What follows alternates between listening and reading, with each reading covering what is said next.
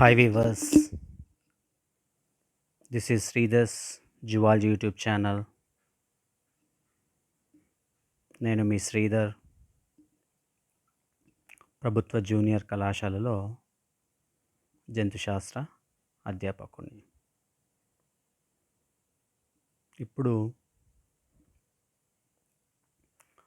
నేను యాన్యువల్ ఎగ్జామ్స్ను దృష్టిలో ఉంచుకొని ముఖ్యమైన 2 మార్క్స్ క్వశ్చన్స్ ఎక్స్ప్లెయిన్ చేయడం కోసం మీ ముందుకు రావడం జరిగింది.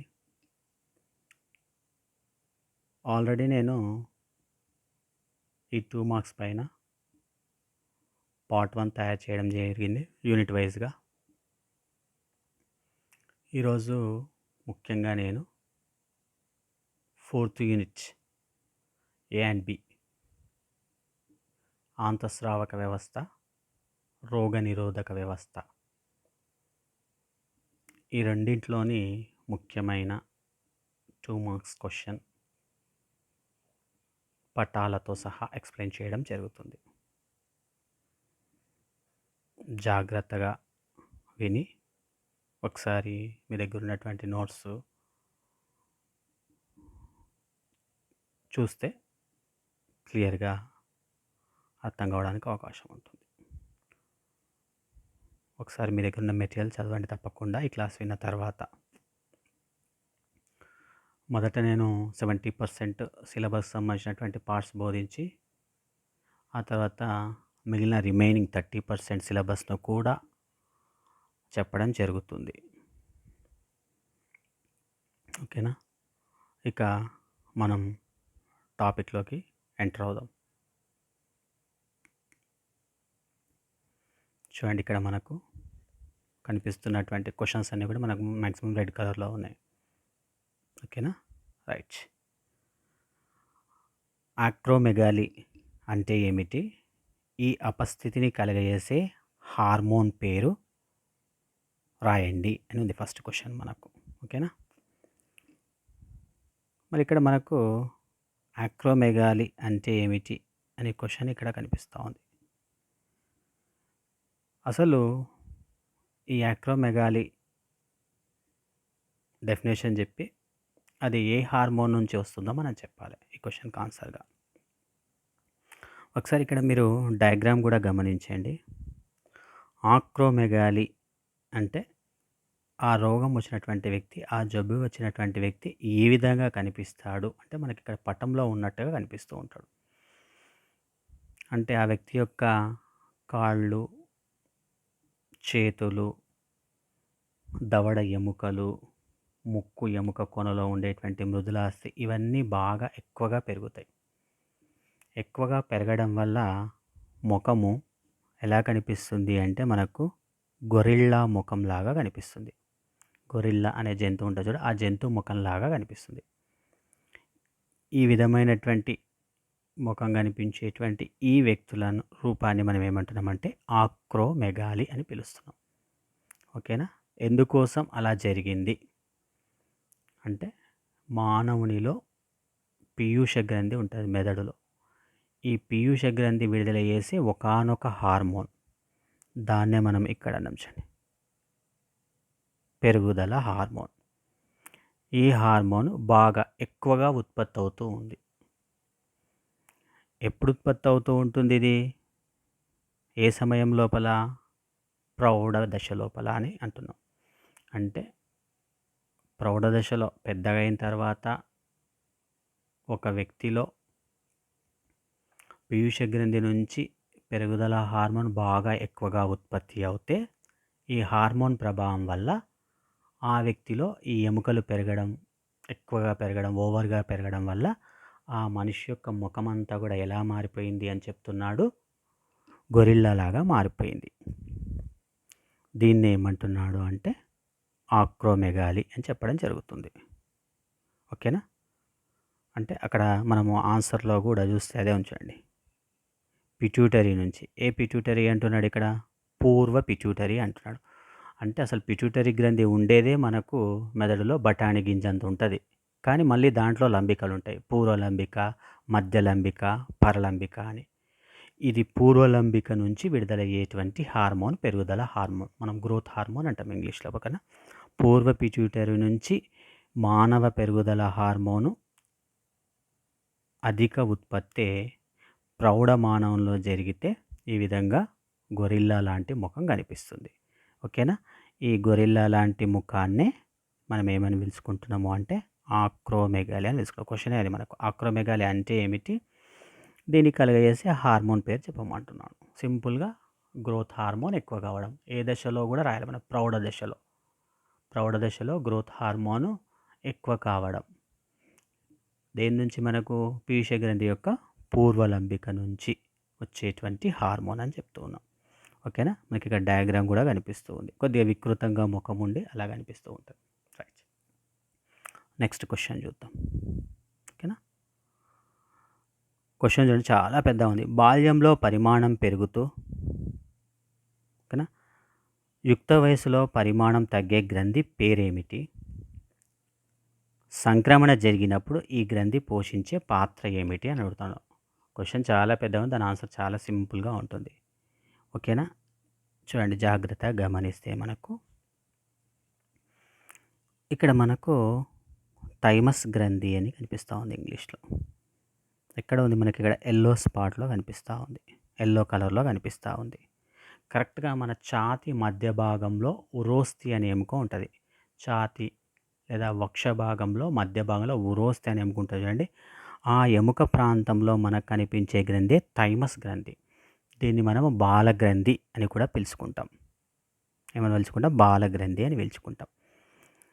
అంటే ఇది ఎలా ఉంటుంది అంటే, చిన్నగా ఉన్నప్పుడు, బాల్య దశలో ఉన్నప్పుడు కొంత వయసు వరకు ఇది పెరుగుతూ ఉంటుంది గ్రంథి యొక్క సైజు. యుక్త వయసు రాగానే, టీనేజ్ రాగానే, యుక్త వయసు రాగానే మళ్ళీ ఏమవుతుంది? ఈ గ్రంథి యొక్క సైజు క్రమక్రమంగా తగ్గుతూ ఉంది. ఈ విధంగా బాల్యంలో పరిమాణం పెరుగుతూ యుక్త వయసులో పరిమాణం తగ్గే గ్రంథి ఏమిటి అని అడిగాడు. మనకు పేరు మనం ఏమని చెప్తున్నాము? దీన్ని మనం ఏమంటామంటే థైమస్ గ్రంథి అని చెప్తున్నాం, లేదా బాలగ్రంథి అని చెప్తాం. ఏంటి చేసేటువంటి పని? థైమస్ గ్రంథిది థైమోసిన్ అనే హార్మోన్ స్రవిస్తుంది. ఈ థైమోసిన్ అనేటువంటి హార్మోన్ ముఖ్యంగా రోగ నిరోధక వ్యవస్థలో కీలకమైన పాత్ర పోషిస్తుంది. అంటే యాంటీబాడీస్, ప్రతిరక్షకాలు తయారు చేయడంలో ప్రధాన పాత్ర వహిస్తుంది. అదేవిధంగా రోగ నిరోధకతను కలుగజేయడంలో కూడా ప్రధాన పాత్ర వహిస్తుంది అని చెప్తాం. ఓకేనా. రైట్. నెక్స్ట్ మనకు నెక్స్ట్ క్వశ్చన్ చూడండి. ఇక్కడ మనకు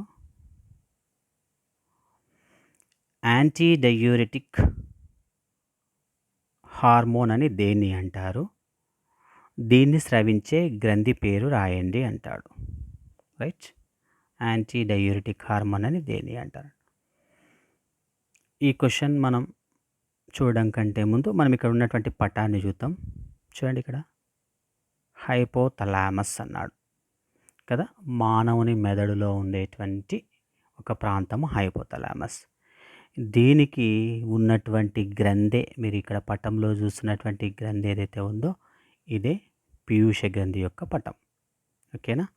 మళ్ళీ ఈ పీయూష గ్రంథి లోపల చూడండి మనకు పూర్వలంబిక, యాంటీరియర్ లోబ్, ఆ తర్వాత ఇక్కడ చూడండి ఇంటర్మీడియట్ లోబ్, మధ్యలంబిక, ఆ తర్వాత పోస్టీరియర్ లోబ్ అంటే పరలంబిక అని 3 లంబికలు కనిపిస్తూ ఉన్నాయి మనకు. ఓకేనా. అంటే ఇక్కడ గ్రీన్ కలర్లో ఉన్నటువంటిది పూర్వలంబిక, ఇక్కడ యాష్ కలర్లో ఉన్నది మధ్యలంబిక, ఈ బ్యాక్ సైడ్ ఉన్నటువంటిది మనకు పరలంబిక. ఈ విధంగా మనకు పీయూష గ్రంథి చాలా చిన్నది, బఠాణి గింజంతనే, కానీ దాంట్లో మనకు 3 రకాల లంబికలు కనిపిస్తూ ఉన్నాయి. ఇందులో మనకు చివర్లో ఉన్నటువంటి లంబిక ఏదైతే ఉందో పోస్టీరియర్ లోబ్ అంటే పరలంబిక మనకు ఒక రకమైనటువంటి హార్మోను స్రవిస్తుంది. దాన్ని మనం ఏమని అంటున్నాము? సింపుల్గా ADH అంటాం. దాని పూర్తి పేరు మన క్వశ్చన్లో ఉంది, యాంటీ డయూరెటిక్ హార్మోన్ అని దేన్ని అంటారు? యాంటీ డయూరెటిక్ హార్మోన్ మనం సంక్షిప్తంగా ఇలా రాస్తున్నాం. దీన్ని స్రవించే గ్రంథి పేరు అంటున్నాడు, అంటే పీయూష గ్రంథి యొక్క పరలంబిక అని అంటున్నాం. ఓకేనా. ఈ ADHకే మరి ఒక పేరు ఏం పేరు అంటే వాసోప్రెస్సిన్. దీనికి మరొక పేరేంటి? వాసోప్రెస్సిన్ అని పిలుస్తాం. ఓకేనా? యాంటీ డయూరిటిక్ హార్మోన్ అని దేన్ని అంటారు అంటే మనకు ఆన్సర్ వచ్చేసి ఒకటి వాసోప్రెస్సిన్. దీన్ని స్రవించే గ్రంథి పేరు చెప్పమంటాడు. ఏమంటున్నాం మనము? పిట్యూటరీ, పీయూష గ్రంథి యొక్క పరలంబిక అని చెప్తూ ఉన్నాం. చూడండి, అంటే పూర్వలంబిక విడుదల హార్మోన్స్ అన్నీ కూడా మనకి ఇక్కడ కనిపిస్తూ ఉన్నాయి. పరలంబిక విడుదల చేసే హార్మోన్లు రెండే. ఒకటి పింక్ కలర్లో ఇక్కడ ఆక్సిటాజిన్ అని కనిపిస్తూ ఉంది. ఇంకొకటి ఇక్కడ ఏవిపి వాసోప్రెస్సిన్ అని అంటూ ఉన్నాం. ఓకేనా? రైట్. Next question. నెక్స్ట్ మనకు ఇక్కడ 3 క్వశ్చన్లు కనిపిస్తూ ఉన్నాయి. ఒకటి లాంగర్హాన్స్ పుట్టికలని వేటిని అంటారు? రెండవది డయాబెటిస్ ఇన్సిపిడస్ డయాబెటిస్ మిల్లిటస్ మధ్య గల భేదాన్ని వివరించండి. ఓకేనా? అదేవిధంగా మూడవది ఇన్సులిన్ షాక్ అంటే ఏమిటి? చూడండి, ఈ మూడింటికి కూడా మనకు డయాగ్రామ్ ఇది. మనకు ఆల్రెడీ బుక్లో ఉన్నటువంటి డయాగ్రామే మీకు చూపించడం జరుగుతుంది. ఏంటిది మనకు ఉన్నటువంటి డయాగ్రామ్? ఇక్కడ కనిపిస్తున్నటువంటిది మనకు క్లోమం. ఓకేనా? అంటే మన శరీరంలో జీర్ణ వ్యవస్థలో మనకు కనిపించేటువంటి గ్రంథి క్లోమం. ఇది మన శరీరంలో రెండవ అతిపెద్ద గ్రంథిగా చెప్తాం. మొదటిది కాలేయం, రెండవది క్లోమం అని మనం జీర్ణ వ్యవస్థలో చదువుకుంటాం మనం దీని గురించి. ఓకేనా? ఈ క్లోమం యొక్క అడ్డుకోత పటం ఇది ఇక్కడ మనకు కనిపిస్తుంది. ఓకేనా? మనకి క్లోమం యొక్క అడ్డుకోత పటంలో ఏం కనిపిస్తుంది చూడండి, ఇక్కడ ఎసినస్ కణము అని కనిపిస్తూ ఉంది. ఈ బార్డర్లో చూడండి 1 2 3 4 5 6 7 8 ఇవేవైతే ఉన్నాయో దీంట్లో మాకు వైట్ కలర్లో ఉండేటువంటి కణాలు ఏంటంటే ఎసినస్ కణము అని అంటున్నాం. నెక్స్ట్ ఇక్కడ చూడండి, లాంగర్హాన్స్ పుటికలు అని కనిపిస్తూ ఉంది. ఈ లాంగర్హాన్స్ పుటికల లోపల మనకు 3 రకాల కణాలు కనిపిస్తుంటాయి. ఆల్ఫా కణము, డెల్టా కణము, ఇంకోటి బీటా కణము అని కనిపిస్తూ ఉంది. ఓకేనా? అంటే క్లోమం యొక్క అడ్డుకోతలో మనకు ఏదైతే క్వశ్చన్ అడుగుతున్నాడో ఆ క్వశ్చన్ మనకు లాంగర్హాన్స్ పుట్టికలు అని ఇక్కడ అడుగుతున్నాడు చూడండి, అది మనకి ఇక్కడ కనిపిస్తూ ఉంది. అని వేటిని అంటారు అనేటువంటిది మనకు క్వశ్చన్. ఓకేనా? లాంగర్హాన్స్ పుట్టికలు ఇక్కడ కనిపిస్తాం. అంటే క్లోమంలో మనకు కనిపించేటువంటి ఈ లాంగర్హాన్స్ పుట్టికలు ఏవైతే ఉన్నాయో మనకు మధ్యలో కనిపిస్తూ ఉన్నాయి. ఇది ఏ పార్ట్ అంటారు దీన్ని అంటే అంతఃస్రావ భాగము అంటాం. అంటే క్లోమంలో కనిపించేటువంటి అంతఃస్రావ భాగాన్ని మనము లాంగర్హాన్స్ పుట్టికలు అంటాం. అంతఃస్రావ భాగము అంటే ఏంటి? హార్మోన్స్ రిలీజ్ చేస్తుంది అని అర్థం. హార్మోన్లు రిలీజ్ చేసేటువంటి భాగాలను మనం అంతఃస్రావ భాగాలు అంటున్నాం. అంటే ఇక్కడ మనకు లాంగర్హాన్స్ పుట్టికలు అనేటువంటివి హార్మోన్ రిలీజ్ చేస్తూ ఉన్నాయి అనేటువంటి మీనింగ్ వస్తూ ఉంది. ఓకేనా? ఈ చుట్టూ ఉండేటువంటి ఎసినస్ కణాలు ఏం తయారు చేస్తాయి అంటే క్లోమరసాన్ని తయారు చేస్తాయి. లాంగర్హాన్స్ పుట్టికలు ఏం తయారు చేస్తాయి? హార్మోన్స్ను తయారు చేస్తూ ఉన్నాయి. మళ్ళీ దీంట్లో మనకు ఎన్ని రకాల కణాలు ఉన్నాయి? ఆల్ఫా కణం ఉంది, బీటా కణము అని ఉంది, డెల్టా కణము అని మనకు కనిపిస్తూ ఉంది. మళ్ళీ దీంట్లో ఉండేటువంటి హార్మోన్స్, ఏ రకమైనటువంటి హార్మోన్స్ మనకు దీంట్లో రిలీజ్ అవుతాయి అనేటువంటిది కూడా డెఫినెట్గా మనం చెప్పాలి. మనకు ఆల్ఫా కణాలు అనేటువంటివి, ఓకేనా, ఆల్ఫా కణాలు అనేటువంటివి మనకు గ్లూకగాన్ అనేటువంటి హార్మోన్ను తయారు చేస్తాయి. ఆ తర్వాత బీటా కణాలు అని మనం చెప్పుకుంటా ఉన్నాం. ఇక్కడ బీటా కణాలు అనేటువంటివి మనకు ఏం హార్మోన్ తయారు చేస్తాయంటే ఇన్సులిన్ అనేటువంటి హార్మోన్ తయారు చేస్తాయి. ఓకేనా? లాంగర్హాన్స్ పుట్టికలు అంటే క్లోమంలో ఉండేటువంటి అంతఃస్రావ భాగము లాంగర్హాన్స్ పుట్టికలు అని చెప్తాం ఆన్సర్. దీంట్లో ఉండేటువంటి కణాలు ఏవైతే ఉన్నాయో ఇవి హార్మోన్స్లను తయారు చేస్తున్నాయి అని అంటున్నాం.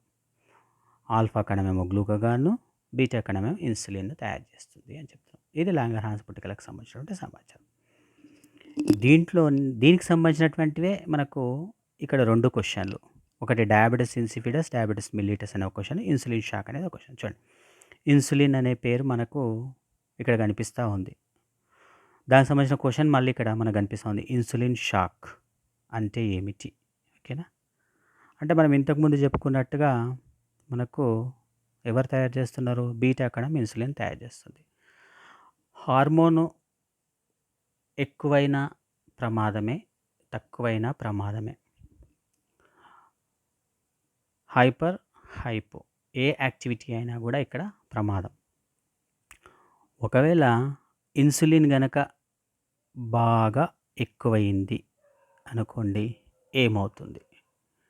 ఇన్సులిన్ ఒకవేళ బాగా ఎక్కువైంది, ఓవర్‌గా సీక్రెషన్ అయింది, ఓవర్‌గా ఉత్పత్తి అయ్యింది అని అనుకుందాం. అప్పుడు మన రక్తంలో గ్లూకోజ్ స్థాయి మొత్తం కూడా పడిపోతుంది. అంటే గ్లూకోజ్ అనేటువంటిది రక్తంలో చాలా తక్కువగా ఉంటుంది. అంటే ఇన్సులిన్ పెరిగింది అంటే ఏం తగ్గింది? గ్లూకోజ్ తగ్గింది. చూడండి, రెండిటికి కూడా వ్యతిరేక సంబంధం ఉంది.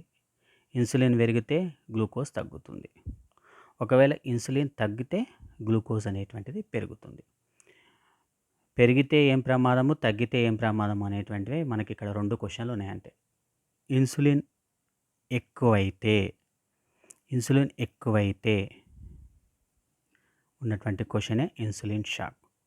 ఒకవేళ ఇన్సులిన్ తక్కువైతే వచ్చేటువంటి వ్యాధి ఏంటి అంటే డయాబెటిస్ మెల్లిటస్ అనేటువంటి వ్యాధి వస్తుంది.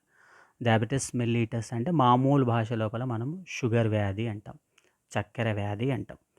అంటే ఈ క్లోమం విడుదల చేసేటువంటి ఇన్సులిన్ హార్మోను ఎక్కువైతేనేమో ఇన్సులిన్ షాక్. ఒకవేళ ఇన్సులిన్ తగ్గింది, తక్కువగా ఉత్పత్తి అవుతుంది అంటే వచ్చే వ్యాధి ఏంటి అంటే డయాబెటిస్ మెల్లిటస్ అని అంటున్నాం. మనం ఏమంటున్నాం? ఇన్సులిన్ షాక్ అంటే ఇన్సులిన్ బాగా ఎక్కువ అవుతుంది. అప్పుడు రక్తంలో ఏమైపోతుంది? గ్లూకోజ్ స్థాయి పడిపోతుంది. రక్తంలో గ్లూకోజ్ స్థాయి పడిపోవడం వల్ల షాక్ ఎందుకు అవుతుంది అంటే, ముఖ్యంగా మన బ్రెయిన్‌కు ఫుడ్ ఏంటి అంటే గ్లూకోజే. మన బ్రెయిన్ చక్కగా పనిచేయాలంటే గ్లూకోజ్ సరైన మోతాదులో బ్రెయిన్‌కి అందాలి. మళ్ళీ ఇన్సులిన్ ఎక్కువ కావడం వల్ల ఏమైంది? గ్లూకోజ్ అనేటువంటిది పడిపోయింది రక్తంలో. సో, తప్పకుండా గ్లూకోజ్ అనేటువంటిది బ్రెయిన్‌కి అందక షాక్ గురవుతుంది. దాన్ని మనం ఏమంటామంటే ఇన్సులిన్ షాక్ అని అంటాం. ఓకేనా? ఇది ఇన్సులిన్ షాక్ సంబంధించినటువంటి సమాచారం. నెక్స్ట్ మనకు ఇక్కడనే ఉన్నటువంటి క్వెషన్ డయాబెటిస్ మెల్లిటస్. ఇప్పుడే మనం చెప్పినాం. ఇన్సులిన్ ఎక్కువైతేనేమో ఇన్సులిన్ షాక్ అనం. ఒకవేళ ఇన్సులిన్ తగ్గిందనుకోండి, అప్పుడు మనకు వచ్చే వ్యాధి డయాబెటిస్ మెల్లిటస్ అంటాం. మెల్లిటస్ అంటే స్వీట్నెస్ అనే అర్థం. అంటే రక్తంలో గ్లూకోజ్ అనేటువంటిది విపరీతంగా పెరిగింది. రక్తంలో గ్లూకోజ్ స్థాయి విపరీతంగా పెరిగింది. అందుకొరకే గ్లూకోజ్ మీన్స్ ఇక్కడ చక్కెర అంటే స్వీట్నెస్ పెరిగింది. దాన్ని మనం చక్కెర వ్యాధి, షుగర్ వ్యాధి అంటున్నాం. అంటే ఇన్సులిన్ హార్మోన్ తక్కువైతే ఆటోమేటిక్ ఏమే పెరిగింది? గ్లూకోజ్ స్థాయి అనేటువంటిది పెరుగుతుంది. ఇంతకుముందే చెప్పాను, వ్యతిరేకంగా ఉంటుంది. ఇన్సులిన్ ఎక్కువైతే గ్లూకోజ్ తక్కువ, మళ్ళీ ఇన్సులిన్ తక్కువైతే గ్లూకోజ్ ఎక్కువ. సో, ఇలాంటి షుగర్ వ్యాధి వచ్చినటువంటి వాళ్ళ మూత్రం ద్వారా ఈ ఎక్కువైన గ్లూకోజ్ అంతా కూడా బయటికి వెళ్ళిపోతూ ఉంటుంది. దీన్ని డయాబెటిస్ మెల్లిటస్ అంటాం. నెక్స్ట్ దీంట్లోనే మనకు ఇంకో వ్యాధి కూడా డయాబెటిస్ ఇన్సిపిడస్ అన్నాడు. ఇన్సిపిడస్ అంటే టేస్ట్లెస్, రుచి లేని అనే మీనింగ్ వస్తుంది. ఏంటి డయాబెటిస్ ఇన్సిపిడస్ వ్యాధి? ఇది కూడా హార్మోన్ లోపం వల్ల వచ్చే వ్యాధి. మనం ఇంతకుముందే అనుకున్నాము వాసోప్రెసిన్, దాన్ని మనం ఏడిహెచ్ అంటాం సంక్షిప్తంగా, యాంటీ డయూరిటిక్ హార్మోన్ అని అన్నాం. ఇంతకుముందే వచ్చింది మనకు అది. ఈ యాంటీ డయూరిటిక్ హార్మోన్ లేదా వాసోప్రెసిన్ లోపం వల్ల మనకు వచ్చే వ్యాధిని మనము డయాబెటిస్ ఇన్సిపిడస్ అంటాం. అంటే ఏమవుతుంది అంటే విపరీతంగా మూత్రం ఎక్కువ పోవడం జరుగుతుంది, అధిక మూత్ర విసర్జన జరుగుతుంది.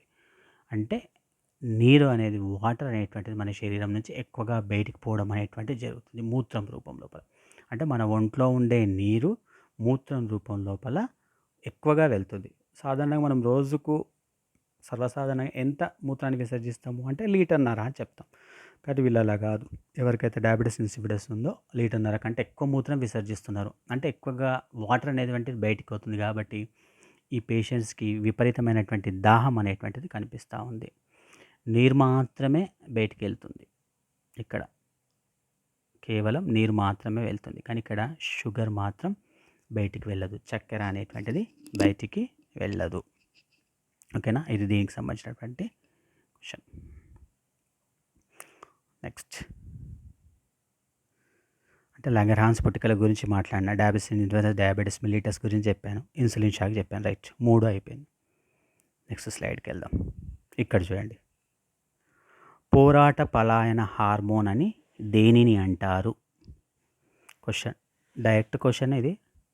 దీంట్లో పెద్దగా కన్ఫ్యూజ్ కావాల్సింది ఏలే, డైరెక్ట్ వాటి పేరు రాయమంటున్నాడు. ఇక్కడ ఆల్రెడీ మనం రాసాం, ఎఫినెఫ్రిన్, నార్ ఎఫినెఫ్రిన్.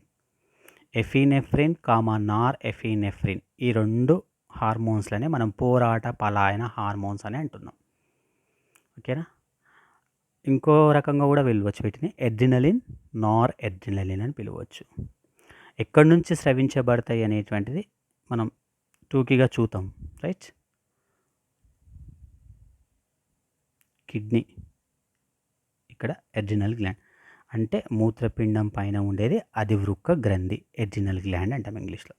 ఈ అధివృక్క గ్రంథిని మనం అడ్డుకోతగా చూస్తే, మన మూత్రపిండంలో ఎట్లయితే నిలువుగా కట్ చేసినామో దాంట్లో వల్కలం దవ కనిపిస్తుంది, దీంట్లో కూడా మనకు 2 రకాల భాగాలు కనిపిస్తాయి. ఇక్కడ చూడండి, కార్టెక్స్, మెడుల్లా. అంటే ఎల్లో కలర్ పార్ట్ అంతా కూడా వల్కలము, ఈ లోపల పార్ట్ అంతా కూడా దవ్వ. ఈ దవ్వ ప్రాంతం ఏదైతే ఉందో, రెడ్ కలర్ ప్రాంతం ఏదైతే ఉందో, ఇదే ఏం రిలీజ్ చేస్తుంది అంటే ఈ హార్మోన్లను రిలీజ్ చేస్తుంది. రెడ్ కలర్లో ఉన్నటువంటి ప్రాంతం ఏదైతే ఉందో ఇదే ఎఫినెఫ్రిన్, నార్ ఎఫినెఫ్రిన్ అనే హార్మోన్ రిలీజ్ చేస్తుంది. వీటిని మనం పోరాట పలాయన hormone, fight or flight hormone అని అంటాం. ఇవి అత్యవసర సమయంలో విడుదలవుతాయి కాబట్టి వీటిని మనము ఎమర్జెన్సీ హార్మోన్స్ అని కూడా అంటాం. ఈ రెంటికి చిన్న తేడా ఏంటి అంటే, మిథైల్ గ్రూప్ ఉంటే దాన్ని ఎఫినెఫ్రిన్ అంటారు, మిథైల్ గ్రూప్ లేకపోతే దాన్ని నార్ ఎఫినెఫ్రిన్ అని పిలుస్తాం. ఈ 2 రకాల హార్మోన్లు ఎవరు స్రవిస్తున్నారంటే అధివృక్క గ్రంథి యొక్క దవ్వ స్రవిస్తుంది. వీటిని క్యాటకోలమైన్స్ అని కూడా మనం పిలుస్తూ ఉంటాం. ఆల్రెడీ మనం ఎక్కడో ఫస్ట్ ఇయర్లో పొగాకులో ఈ పదాలు వస్తుంటాయి, ఎడ్రినలిన్, నార్ ఎడ్రినలిన్ అనేటువంటి పేర్లు మనం వింటూ ఉంటాం ఫస్ట్ ఇయర్లో. ఓకేనా? ఇది అధివృక్క గ్రంథికి సంబంధించినటువంటి సమాచారం. రైట్, ఓకేనా? నెక్స్ట్ స్లైడ్ చూడండి. ఇది మనకు రోగ నిరోధక వ్యవస్థకు సంబంధించినటువంటి 2 మార్క్స్ క్వశ్చన్స్. చూడండి, ఫస్ట్ క్వశ్చన్, రోగ నిరోధక వ్యవస్థ అంటే ఏమిటి వివరించండి అన్నాడు. మనం ఒకసారి డెఫినేషన్ చూడండి. ఫస్ట్ లైన్, వ్యాధికారక జీవులతో పోరాడే జీవి యొక్క సామర్థ్యాన్ని రోగ నిరోధకత అంటారు. రోగ నిరోధకతను మనము ఇంగ్లీష్లో ఇమ్యూనిటీ అని పిలుస్తాం. మళ్ళీ రోగ నిరోధక వ్యవస్థ అంటే సిస్టమ్, వ్యవస్థను మనము ఇమ్యూనిటీ సిస్టమ్ అని అంటున్నాం. రోగ నిరోధకత, ఇమ్యూనిటీ, ఒకటేమో మనకు ఇమ్యూనిటీ సిస్టమ్. ఈ రెంటికి తేడా ఏమని అడుగుతూ ఉన్నాడు. ఫస్ట్ ఏంటి, ఇమ్యూనిటీ అంటే ఏందో చూద్దాం. సామర్థ్యం, కెపాసిటీ, ఎవరితో కొట్లాడేటువంటి కెపాసిటీ.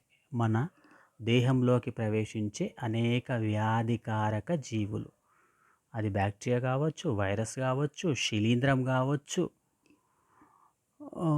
పరాన్నజీవి ఏదైనా కావచ్చు, మన దేహంలో వ్యాధిని కలిగించేటువంటి జీవులు ప్రవేశిస్తే ఆ జీవులతో పోరాడేటువంటి జీవి యొక్క కెపాసిటీనే మనం ఏమంటున్నాం అంటే రోగ నిరోధకత అంటున్నాం. అంటే మన దేహంలోకి ప్రవేశించి మన దేహానికి నష్టం కలిగించేటువంటి జీవులతో పోరాడే మన యొక్క సామర్థ్యము, ఆ జీవి యొక్క కెపాసిటీని మనం ఏమంటున్నాం అంటే రోగ నిరోధకత అంటున్నాం. ఓకేనా? First definition. సెకండ్ ఏంటి, రోగ నిరోధక వ్యవస్థ అనే పేరు ఎక్కడొచ్చినా కొన్ని అవయవాలను కలిపి వ్యవస్థ అని పిలుస్తాం. మనం చదువుకుంటాం, అవయవాలను కొన్ని కలిపితే మనం అవయవ వ్యవస్థ అంటాం. మరి ఇక్కడ కూడా మళ్ళీ రోగనిరోధక వ్యవస్థ అంటే ఏంటి అంటే మన దేహంలోకి ప్రవేశించే వ్యాధికారక జీవులు ఏవైతే ఉన్నాయో, ఇందాక చెప్పినట్టు బ్యాక్టీరియా, వైరస్, శిలీంధ్రాలు, పరాన్నజీవులు. మళ్ళీ ఇలాంటి అవయవాల నుంచి మన దేహాన్ని రక్షించేటువంటి కణాలు కావచ్చు, అవయవాలు కావచ్చు, ప్రోటీన్లు కావచ్చు, వీటన్నిటిని కలిపే మనం ఏమంటామంటే రోగ నిరోధక వ్యవస్థ అంటున్నాం. అంటే మన దేహంలోకి ప్రవేశించి మనకు నష్టం కలిగించేటువంటి బ్యాక్టీరియా, వైరస్, శిలీంధ్రాలు, పరాన్నజీవుల నుంచి మన దేహాన్ని రక్షించే వాళ్ళెవరు అంటే కొన్ని అవయవాలు రక్షిస్తూ ఉన్నాయి, కొన్ని కణాలు రక్షిస్తూ ఉన్నాయి, కొన్ని ప్రోటీన్లు రక్షిస్తూ ఉన్నాయి. ఈ అవయవాలను, కణాలను, ప్రోటీన్లు ఏవైతే మన దేహాన్ని రక్షిస్తూ ఉన్నాయి, వీటన్నిటిని కలిపే మనం ఏమంటాం అంటే రోగ నిరోధక వ్యవస్థ అని పిలుస్తున్నాం. రైట్. మళ్ళీ అందులో మనకు ప్రోటీన్లకు సంబంధించినటువంటి క్వశ్చన్స్ మనకు 2 తారసపడతా ఉన్నాయి ఇక్కడ. చూడండి, ఫస్ట్ క్వశ్చన్ ఇక్కడ చూడండి, సెకండ్ క్వశ్చన్. పరిపూరక ప్రోటీన్లు అంటే ఏమిటి అని క్వశ్చన్ అడుగుతూ ఉన్నాడు.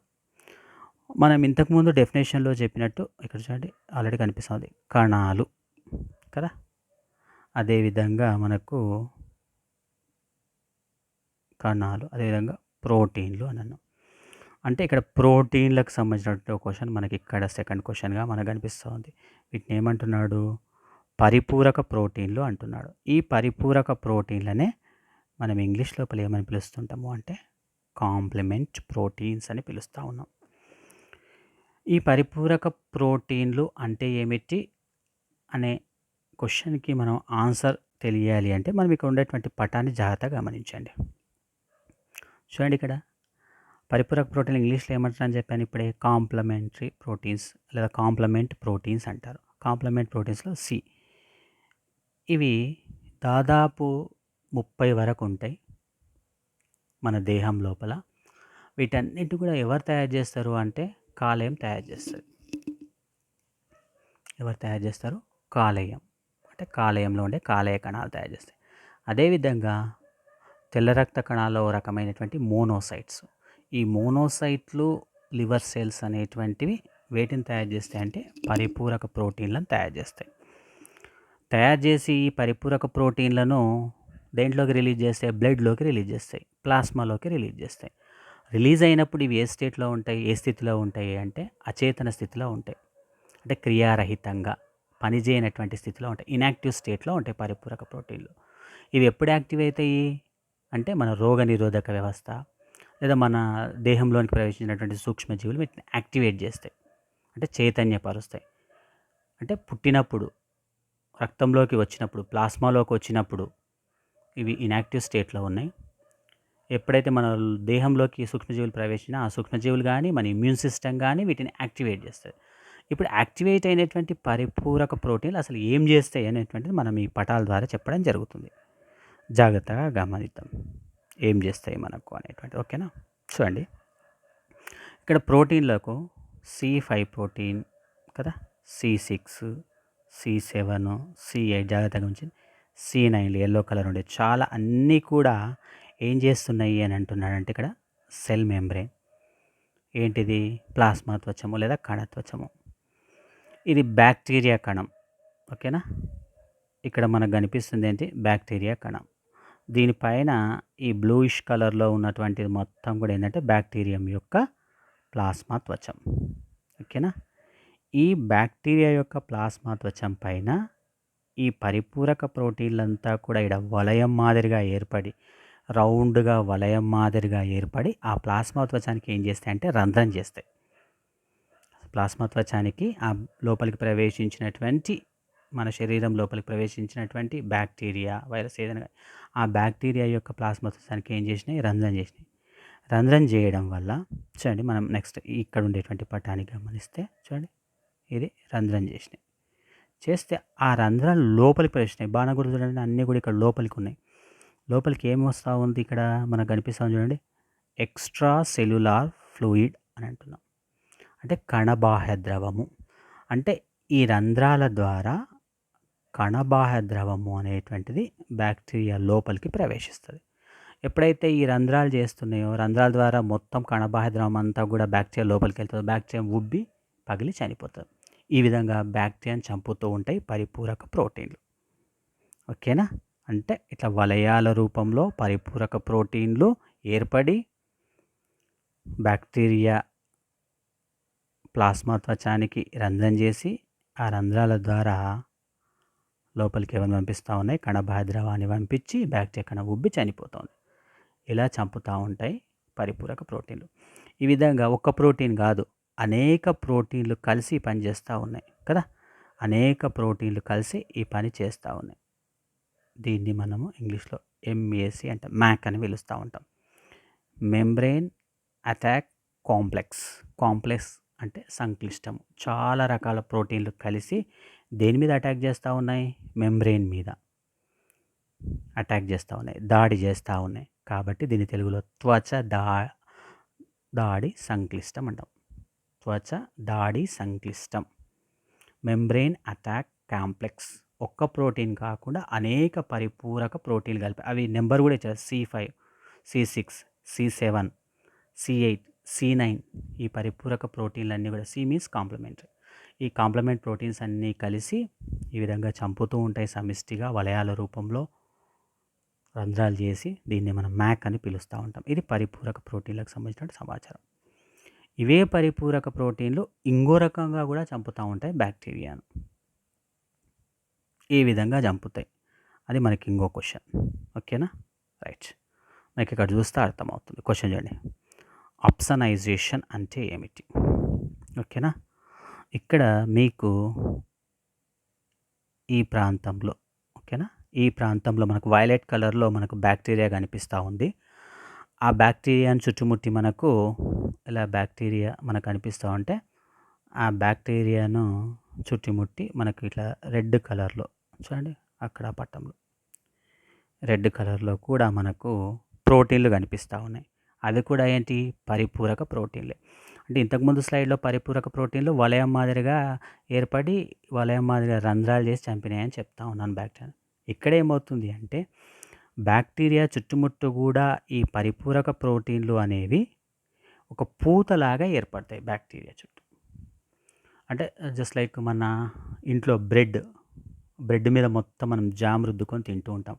అలా బ్రెడ్ మీద రెడ్ కలర్లో జామ్ అంతా రుద్దితే ఎలా ఉంటుందో, బ్రెడ్ని మనం ఇక్కడ బ్యాక్టీరియాతో, ఆ పైన రుద్దిన జామ్ అంతా కూడా మనం పరిపూరక ప్రోటీన్లతో పోల్చవచ్చు. ఈ విధంగా పరిపూరక ప్రోటీన్లు బ్యాక్టీరియాను మొత్తం కూడా చుట్టుముట్టడం జరుగుతుంది. ఈ విధంగా చుట్టుముట్టినటువంటి బ్యాక్టీరియా వైపు ఎవరు వెళ్తారు అంటే ఫాగోసైట్ వెళ్తూ ఉంది. అక్కడ భక్షక కణం అంటే ఆకర్షించబడతా ఉంటుంది. ఆకర్షించబడడం వల్ల బ్యాక్టీరియా వైపుకు ఈ ఫాగోసైట్ భక్షక కణం అనేటువంటిది వెళ్ళి ఏం చేస్తూ ఉంది అంటే దాన్ని లోపలికి తీసుకొని తినివేస్తూ ఉంది, భక్షిస్తూ ఉంది. చూడండి ఇక్కడ మనకు చూడండి ఎలా లోపలికి తీసుకొని భక్షించిన తర్వాత బ్యాక్టీరియా మొత్తం కూడా జీర్ణమైపోతూ ఉంది. వీటి ద్వారా ఆ భక్షక కణంలో ఉండేటువంటి లైసోజోమ్స్ ద్వారా జీర్ణమైపోతూ ఉంది. చూడండి లోపల మెల్లిమెల్లిగా మనకు ఆ వైలెట్ కలర్ది లోపలికి వెళ్ళిపోయింది. ఇలా చిన్న చిన్న ముక్కలు అయిపోయి మొత్తం కూడా ఏమైపోయింది అంటే జీర్ణమైపోతూ ఉంది. ఈ విధంగా కొన్ని రకాల పరిపూరక ప్రోటీన్లు బ్యాక్టీరియా పైన పూతలాగా ఏర్పడి ఉండడం వల్ల ఆ బ్యాక్టీరియా అనేటువంటిది ఏమవుతుందంటే బాగా అట్రాక్ట్ చేస్తూ ఉంది ఎవరిని? ఫాగోసైట్ను. అలా ఫాగోసైట్ అనేటువంటి భక్షకణం అనేటువంటిది బ్యాక్టీరియా వైపు ప్రవేశించి ఆ బ్యాక్టీరియాని తినేసింది. తిని ఏం చేసింది? జీర్ణం చేసింది. దీన్నే మనం ఏమంటే అప్సనైజేషన్ అంటాం. దీనికి కూడా పరిపూరక ప్రోటీన్లే కారణం. ప్రధానమైనటువంటి పరిపూరక ప్రోటీన్ ఎవరు దీనికి అంటే C3b అనేటువంటి ప్రోటీన్ పర్ఫెక్ట్గా పనిచేస్తూ ఉంటుంది. దీన్ని అప్సనిన్ అని కూడా అంటూ ఉంటారు. అప్సనైజేషన్ అని అంటూ ఉంటాం. ఇది రెండో రకంగా పరిపూరక ప్రోటీన్లు చంపడం. ఇదో క్వశ్చన్. ఓకేనా? రైట్. నెక్స్ట్ క్వశ్చన్ చూద్దాం. చూడండి. ఫెర్ఫోరిన్స్ గ్రాంజైమ్స్ మధ్య గల భేదాలు తెలపండి. క్వశ్చన్ ఏంటి? ఫెర్ఫోరిన్స్ గ్రాంజైమ్స్ మధ్య భేదాలు. జాగ్రత్త చూడండి, మనకు ఇక్కడ గ్రీన్ కలర్లో కనిపించేటువంటి కణం ఏంటి అంటే మనకు టీసీ కణం. మనం ఇంతకుముందే అన్నాం రోగ నిరోధక వ్యవస్థ అంటే అవయవాలు, కణాలు, ప్రోటీన్లు. ప్రోటీన్లకు సంబంధించిన క్వశ్చన్లు అయిపోయాయి. పరిపూరక ప్రోటీన్లు 2 క్వశ్చన్లు వచ్చేసినాయి. ఇప్పుడేంటి కణాలు. ఇక్కడ మనకు కణం కనిపిస్తాం టీసీ కణం అంటే T cell, cytotoxic T cell అంటాం. ఓకే, టీసీ కణం. టీసీ కణం కానీ లేకపోతే ఇంకో కణము ఎన్కే కణము అంటాం. నేచురల్ కిల్లర్ సెల్, సహజ హంతక కణము అంటాం. ఇవి మన ఇమ్యూన్ సిస్టంలో కనిపించేటువంటి లింఫోసైట్లు. అంటే మనకు బి లింఫోసైట్లు, టీ లింఫోసైట్లు, ఎన్కే సెల్స్ అని 3 రకాల సెల్స్ ఉంటాయి. అందులో బి లింఫోసైట్లు మనకు అనవసరం ఇక్కడ. టీ లింఫోసైట్స్, ఇంకోటి ఎన్కే సెల్స్ అంటే నేచురల్ కిల్లర్ సెల్స్, సహజ హంతక కణాలు. ఈ టీసీ సెల్స్, సహజ హంతక కణాలు తయారు చేసేటువంటివి ఏంటి అంటే ఫెర్ఫోరిన్స్, గ్రాంజేమ్స్ అనేటువంటివి తయారు చేస్తూ ఉంటాయి. ఇక్కడ కనిపిస్తుంది మనకు ఫెర్ఫోరిన్స్. ఇక్కడ గొట్టాలలాగా కనిపిస్తూ ఉన్నాయి చూడండి, దీంట్లో కదా రిలీజ్ అయిన వాటిలో గొట్టాలలాగా. వీటిని మనం ఏంటంటే ఫెర్ఫోరిన్స్ అంటాం. ఓకేనా. మళ్ళా ఇక్కడ చిన్న చిన్నగా రౌండ్గా మన పల్లీలాగా కనిపిస్తుంది, రౌండ్గా. వీటిని మనం ఏమంటామంటే గ్రాంజేమ్స్ అంటాం. అంటే ఇక్కడ టీసీ కణము ఫెర్ఫోరిన్స్ను, గ్రాంజేమ్స్ను తయారు చేసి ఏం చేస్తూ ఉందంటే రిలీజ్ చేస్తూ ఉంది. రిలీజ్ చేసి మనకి ఇక్కడ ప్రతిజనకం ఉంది. అంటే మన శరీరంలోకి ప్రవేశించినటువంటి వ్యాధిజనక జీవి ప్రతిజనకం. మళ్ళీ ఈ ప్రతిజనకం మీద దాడి చేస్తూ ఉన్నాయి. ఎలా దాడి చేస్తాయి? ఈ ఫెర్ఫోరిన్స్ ఈ గొట్టాల్లాగా ఉన్నాయి. మనం ఇంతకుముందు చెప్పినట్టు ఇట్లా పరిపూరక ప్రోటీన్లు వలయంలాగా రంధ్రం చేస్తాయన్నాం కదా. ఇవి కూడా ఈ పొడవుగా ఉండేటువంటివి కూడా ఇట్లా రంధ్రాన్ని చేయడం అనేటువంటిది జరుగుతుంది. ఫెర్ఫోరిన్స్ గొట్టాల్లాగా ఉండేటువంటివి ఇవన్నీ కూడా ప్రతిజనకం మీద రౌండ్గా రంధ్రాలు చేయడం జరుగుతుంది. రంధ్రాలు చేయడం వల్ల ఆటోమేటిక్ ఏమవుతుంది, మళ్ళీ చుట్టూ ఉండేటువంటి కణబాహ్య ద్రవం అంతా కూడా మళ్ళీ దీని లోపలికి వెళ్ళి ఉబ్బి పగిలి చనిపోవడం అనేటువంటిది జరుగుతుంది. సేమ్ అక్కడ ఎట్లయితే మ్యాక్లో త్వచ దాడి సంక్లిష్టంలో ఎలా అయితే బ్యాక్టీరియా మొత్తం ప్లాస్మా చేసిన రంధ్రాలు పడి దాని లోపలికి వాటర్ వెళ్ళి ఉబ్బి చనిపోతాయో, ఇక్కడ కూడా మనకు అదే విధంగా ఉంటుంది. సిమిలర్గా కొంచెం చూడండి. అంటే ఈ పొడవుగా ఉండేటువంటి ఫెర్ఫోరిన్స్ మొత్తం కూడా రంధ్రాలు చేస్తే, ఈ రంధ్రాల ద్వారా ఎవరు ప్రవేశిస్తారు లోపలికి అంటే ఈ గ్రాంజేమ్స్ అనేటువంటివి లోపలికి ప్రవేశిస్తాయి. ప్రవేశించి మెల్లమెల్లిగా క్రమంగా ఇక్కడ ఉన్నటువంటి ప్రజనకం చనిపోతుంది. దీన్నే మనం ఏమంటాం అంటే అప్టోసిస్, APOPTOSIS అని కనిపిస్తుంది. అపోప్టోసిస్ లేదా అపోటోసిస్ అనేటువంటి పేరుతో పిలుస్తాం.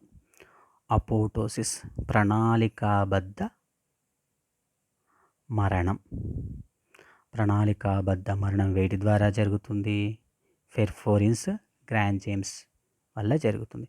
అంటే ఫెర్ఫోరిన్స్ ఏమో రంధ్రం చేస్తూ ఉన్నాయి, ఆ రంధ్రాల ద్వారా గ్రాంజేమ్స్ లోపలికి వెళ్ళిపోయి మెల్లిమెల్లిగా అక్కడ ఉండేటువంటి ప్రతిజనకాన్ని చంపుతూ ఉన్నాయి. దీన్ని మనం అపోటోసిస్ అనేటువంటి పేరుతో పిలుస్తాం. రైట్. నెక్స్ట్ ఇది కూడా ఒక క్వశ్చన్. ఏవైనా 4 ఏకకేంద్రక ఫాగోసైట్ల పేర్లు చెప్పండి అంటూ ఉన్నాడు. ఏకకేంద్రక ఫాగోసైట్స్ పేరు చెప్పండి. ఫాగోసైట్ అంటే భక్షక కణాల పేర్లు చెప్పండి అంటాడు. ఏంటి భక్షక కణాలు అంటే? మన రక్తంలో ఉండేటువంటి తెల్ల రక్త కణాలలో ఏముంటాయి? మనకు మోనోసైట్స్ అని ఉంటాయి కదా. తెల్ల రక్త కణాలలో మోనోసైట్స్ అని ఉంటాయి. రక్త ప్రవాహంలో ఉన్నంతసేపు వాటిని మనం మోనోసైట్లు అని పిలవాలి. ఏమని పిలవాలి? మోనోసైట్లు అని పిలవాలి. రక్త ప్రవాహం నుంచి కణజాలాలలోకి ప్రవేశించినాయి అనుకోండి, అప్పుడు వాటిని ఏమని పిలవాలి మనము? ఫాగోసైట్లు అని పిలవాలి. అంటే రక్తంలో ఉన్నంతసేపు వాటిని మోనోసైట్లు అని పిలుస్తాము. రక్తం నుంచి కణజాలాలలోకి ప్రవేశించినాయి అనుకోండి, అప్పుడు వాటిని ఏమని పిలుస్తాం? ఫాగోసైట్లు లేదా భక్షక కణాలు, ఏకకేంద్రక భక్షక కణాలు అని పిలుస్తాం. మళ్ళీ ఇవి కణజాలాల్లోకి ప్రవేశించి ఈ అవయంలోకి ప్రవేశిస్తాయి. ఎముకలోకి ప్రవేశిస్తాయి, కాలేయంలోకి ప్రవేశిస్తున్నాయి, మెదడులోకి, చర్మంలోకి, ఊపిరితిత్తులలోకి, ఓకేనా, ఈ విధంగా మూత్రపిండంలోకి ప్రవేశిస్తూ ఉన్నాయి. ఈ విధంగా వివిధ అవయవాల్లోకి ఈ ఏకకేంద్రక ఫాగోసైట్లు లేదా ఏకకేంద్రక భక్షకణాలు ప్రవేశిస్తూ ఉన్నాయి. ఎక్కడి నుంచి వచ్చినాయి? రక్తం ద్వారా వచ్చినాయి. ఈ విధంగా రక్తం నుంచి కణజాలాల్లోకి డయాపెడిసిస్ ద్వారా రావడం జరుగుతుంది. డయాపెడిసిస్ అనే పద్ధతి ద్వారా రావడం జరుగుతుంది. వస్తే వీటిని మనం ఏమని పిలుస్తూ ఉన్నాము అంటే, మనకి ఈ పటం లోపలనే మనకు ఆన్సర్ అనేటువంటిది ఉంది. ఈ పటంలోనే ఆన్సర్ ఉంది. చూడండి, ఎముకల్లోకి ప్రవేశించినటువంటి ఫాగోసైట్ని ఆస్టియోక్లాస్ట్ అంటున్నాం. చర్మంలోనికి ప్రవేశిస్తే దాన్ని లాంగర్హాన్స్ సెల్స్ అంటున్నాం, లాంగర్హాన్స్ కణాలు అంటున్నాం. మెదడులోనికి ప్రవేశిస్తే మైక్రోగ్లియాస్ అని అంటున్నాం, మైక్రోగ్లియాలు. అదే ఊపిరితిత్తులోకి ప్రవేశిస్తే డస్ట్ సెల్స్ అంటున్నాం. అదే కాలేయంలోకి ప్రవేశిస్తే కుఫర్ సెల్స్ అంటూ ఉన్నాం. అదే మూత్రపిండంలోనికి ప్రవేశిస్తే మిసెంజియల్ సెల్స్ అంటున్నాం. అదేవిధంగా ఇంటెస్టినల్ మ్యాక్రోఫేజెస్ అంటూ ఉన్నాం. ఈ విధంగా వివిధ అవయవాలలోకి ప్రవేశించినటువంటి ఈ భక్షక కణాలకు వేర్వేరు పేర్లు ఉన్నాయి. దీంట్లో నీకు తెలిసిన 4 పేర్లు రాయమని అంటూ ఉంటాడు. ఏం చేస్తూ ఉంటాయి ఇవి కూడా? అవయవాల్లోనికి ప్రవేశించినటువంటి సూక్ష్మజీవులను డైరెక్ట్గా తినివేస్తూ ఉంటాయి. ఇవి చేసేటువంటి పని. ఓకేనా? రైట్. నెక్స్ట్ స్లైడ్ చూడండి. అప్పుడే జన్మించిన శిశువులకు కొలోస్ట్రం అత్యావశ్యకం నిరూపించండి. చాలాసార్లు మనకి కనిపించినటువంటి క్వశ్చన్ కొలోస్ట్రం. మామూలుగా మనకు జనరల్గా మన ఇంట్లో ఆవులు, గేదెలు ఉంటాయి, బర్రెలు ఉంటాయి. బర్రెలు ఈన తర్వాత ఒక 3-4 రోజులు పాలిస్తూ ఉంటాయి. ఆ పాలను మనం మరగబెట్టినామనుకోండి, అది మొత్తం ఇట్లా జున్నులాగా మారిపోతుంది. మనం మామూలుగా జున్ను పాలు అని పిలుస్తాం. ఈ జున్ను పాలనే కొద్దిగా సైంటిఫిక్గా మనము కొలోస్ట్రం అని పిలుచుకుంటాం, లేదా ముర్రు పాలు అని అంటాం. అంటే తల్లి ప్రసవించిన తర్వాత మొదటి కొద్ది రోజులు శిశువుకు ఇచ్చేటువంటి పాలు ఏవైతే ఉన్నాయో పసుపు రంగులో ఉంటాయి. ఈ పాలనే మనం ఏమంటున్నాము అంటే కొలోస్ట్రం అని పిలుస్తూ ఉన్నాం. ఏముంటాయి దీంట్లో ఈ కొలోస్ట్రంలో అంటే IgA రకానికి చెందినటువంటి ప్రతిరక్షకాలు ఉంటాయి. ప్రతిరక్షకాలు, ఇమ్యునోగ్లోబులిన్ అని పిలుస్తూ ఉంటాం. IG అంటే ప్రతిరక్షకాలు ఉంటాయి. ఇవి ముఖ్యంగా శిశువుకు దేంట్లో అంటే రోగ నిరోధకతలో పాల్గొంటాయి. అంటే రోగ నిరోధక శక్తిని పెంచుతూ ఉంటాయి. అంటే భవిష్యత్తులో శిశువుకి ఏమైనా సూక్ష్మజీవులు ప్రవేశించిన వ్యాధులను తట్టుకునేటువంటి శక్తి అనేటువంటిది ఈ పాల ద్వారా వస్తూ ఉంటుంది. అందుకు తప్పకుండా తల్లి మొదటి కొన్ని రోజులు మొదట వచ్చేటువంటి పాలను నెగ్లెక్ట్ చేయకుండా డెఫినెట్గా శిశువు తాగించాలి. దానివల్ల వాడి యొక్క ఇమ్యూనిటీ పవర్ అనేటువంటిది పెరుగుతుంది. ఓకేనా? డైరెక్ట్ క్వశ్చన్ ఇది, నో కన్ఫ్యూజన్. నెక్స్ట్ చూడండి, మనకి ఇక్కడ పటం ఉంది. యాంటీజెన్ పింక్ రంగులో ఉండేది. యాంటీజెన్ అంటే తెలుగులో ప్రతిజనకం. ఇక్కడ చూడండి, యాంటీబాడీ అంటే ప్రతిరక్షకం. ప్రతిరక్షకము మనము ఎప్పుడైనా సరే ఇట్లా Y ఆకారంలో ఉంది కదా. మళ్ళీ ప్రతిరక్షకము, ప్రతిజనకము. చూడండి, యాంటీజెన్కు, ఓకేనా, ప్రతిజనకానికి ఇక్కడ ఏమున్నాయి? ఎపిటోప్ ఉంది. ప్రతిరక్షకానికి ఏముంది? పారాటోప్ ఉంది. ఇది కూడా మనకు క్వశ్చన్ కనిపిస్తూ ఉంటుంది. ఎపిటోప్, పారాటోప్ అంటే ఏమిటి అంటాడు. మళ్ళా ఎపిటోప్, ఫస్ట్ మనం ఎపిటోప్ మాట్లాడదాం. ప్రతిదేహంతో బంధితమయ్యేటువంటి ప్రతిజనక భాగాన్ని మనం ఎపిటోప్ అని పిలుస్తాం. ఓకేనా? మళ్ళీ పారాటోప్ అంటే ఏంటి? ఇదివై దేంతో అంటే ప్రతిజనకంతో బంధితం అవుతాం. కాబట్టి ప్రతిజనకంతో బంధితమయ్యే ప్రతిదేహ భాగాన్ని మనం ఏమని పిలుస్తాం అంటే పారాటోప్ అని పిలుస్తాం. అంటే యాంటీబాడీదేమో పారాటోప్, యాంటీజెన్దేమో ఎపిటోప్ అని పిలుస్తూ ఉన్నాం. ఓకేనా. మళ్ళీ ప్రతిజనకం అంటే ఏమిటి అంటే మనలో ఇమ్యూనిటీ అనేటువంటి రోగనిరోధక అనుక్రియను కలగజేసేటువంటి పదార్థమే మనకు ప్రతిజనకం, యాంటీజెన్. రోగనిరోధకత, ఇమ్యూనిటీని కలిగజేసేటువంటి పదార్థమే మనకు ప్రతిజనకం అని అంటున్నాం. ఈ ప్రతిజనకానికి ప్రేరణగా బి లింఫోసైట్లు ఉత్పత్తి చేసేటువంటి ప్రోటీన్లనే మనం ఏమంటాము అంటే ప్రతిదేహాలు, యాంటీబాడీ అంటాం. ప్రతిజనకము అని ఏమన్నాము అంటే ఇమ్యూనిటీని కలిగేసేటువంటి పదార్థాన్ని మనం ఏమన్నాము ప్రతిజనకము, పింక్ రంగులో దాన్ని అన్నాం. మళ్ళీ ఈ ప్రతిజనకానికి ప్రేరణగా బి లింఫోసైట్లు ఉత్పత్తి చేసే ఈ వయ్యాకారపు నిర్మాణాన్ని, వయ్యాకార ప్రోటీన్ని మనం ఏమన్నాము అంటే ప్రతిదేహాలు అని పిలిచాం. ఓకేనా. ఇది కూడా మనకు దీంట్లో కనిపించేటువంటి అంశం. దీంతో మనకు ఈ 4A 4Bలో ఉన్నటువంటి ముఖ్యమైన 2 మార్క్స్ క్వశ్చన్స్ ఎక్స్ప్లెయిన్ చేయడం జరిగింది. ఓకేనా. డెఫినెట్గా నేను ఈ వీడియోలో మీకు పార్ట్ 1కి సంబంధించినటువంటి డిస్క్రిప్షన్లో లింక్ ఇవ్వడం జరుగుతుంది. డెఫినెట్గా అది కూడా చూడండి. నా ఛానల్ మీకు నచ్చినట్లయితే తప్పకుండా సబ్స్క్రైబ్ చేయండి, లైక్ చేయండి, షేర్ చేయండి. అక్కడ బెల్ సింబల్ ఉంటుంది, నొక్కండి. నొక్కితే నేను మళ్ళీ చేసే పార్ట్ 3 కానీ పార్ట్ 4 కానీ ఏవైనా నేను కొత్త కొత్త వీడియోలు అప్లోడ్ చేస్తే మీకు నోటిఫికేషన్ రూపంలో రావడం అనేటువంటిది జరుగుతుంది. తప్పకుండా డిస్క్రిప్షన్లో లింకులో ఉన్నటువంటి 8 మార్క్స్ కానీ ఆ తర్వాత 2 మార్క్స్ కానీ చూస్తే డెఫినెట్గా మీకు ఎగ్జామ్స్లో తప్పకుండా యూస్ అవుతుంది. All of you bye and thank you.